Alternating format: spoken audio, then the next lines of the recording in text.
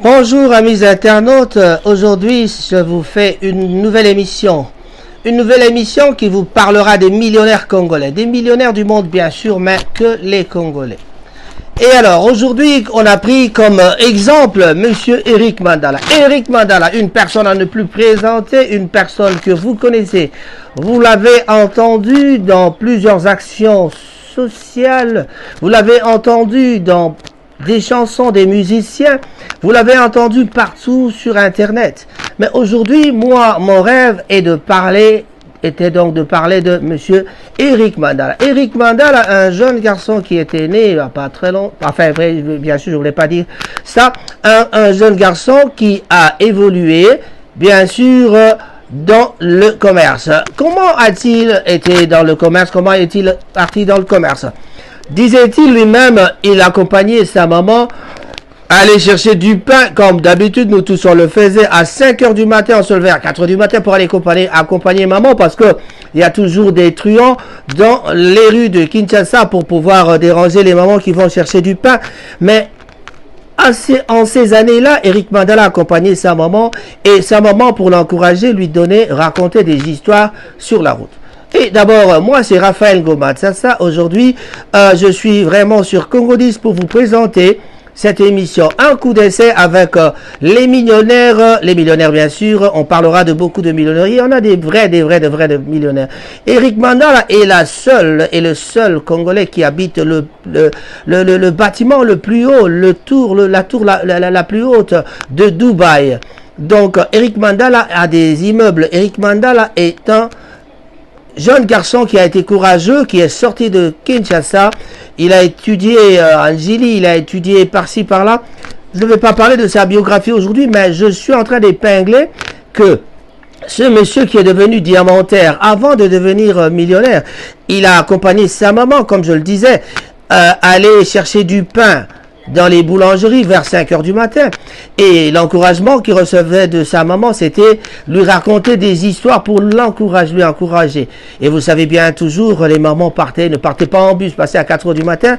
Il n'y avait pas de bus à l'époque à Kinshasa, donc on ne pouvait pas avoir un bus. Il partait à pied, bien sûr, maman racontait des histoires.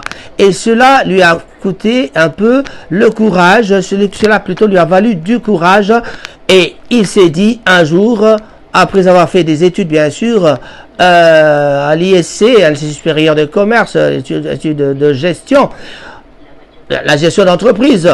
Alors, monsieur s'est décidé de partir à Kigoma. C'était Kigoma, c'est en Tanzanie. Il est parti en Tanzanie. Après quelques instants, il travaillait dans une société de transport. Dans la société de transport, le patron avait plus de camions, beaucoup de camions, en tout cas près de 200 camions. Mais lui, un jour, il se dit, il achète 2 camions. 2 grands camions 10 roues qu'il a achetés. Eh bien, il propose à son patron de devenir son associé. Mais le patron se moquait de lui carrément. Eric Mandala a eu le courage de parler de cela à son patron, mais le patron lui a dit mais non, mais c'est pas possible.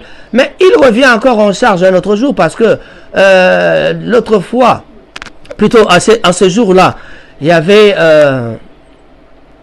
tous les camions étaient là, mais le camion de monsieur, il y avait des camions, mais en tout cas tous les camions étaient loués et puis il n'y avait pas de camions, mais il y avait encore de commandes.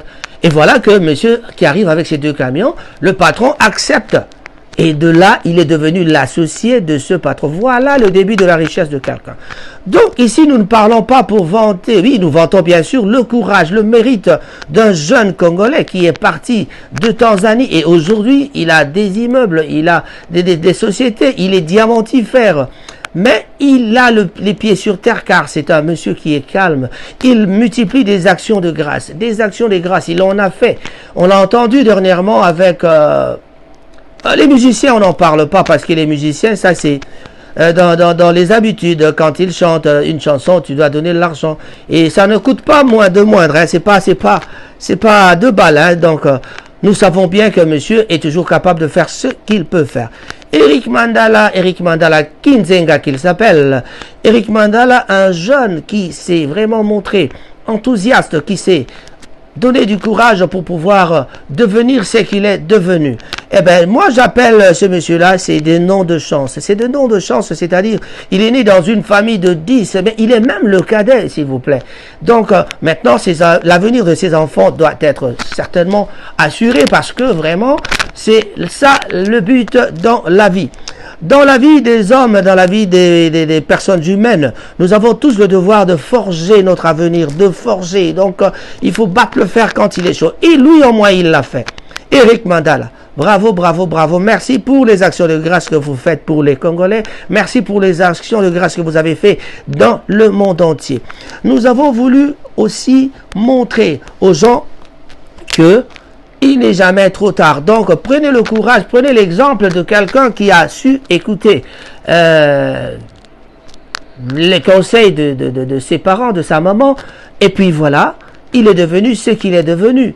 Donc, vous avez vu, moi j'ai connu Eric Mandala comme ça. Un jour, je regardais YouTube, je regardais la télé, et puis voilà, je suis tombé sur YouTube, j'ai vu un mariage, mais un mariage qui a fait tabac à Paris, tout le monde en parlait, et tout le monde était là, quoi. Donc, je me suis intéressé à ce nom-là, et depuis, je ne cesse de chercher, de savoir qui est Eric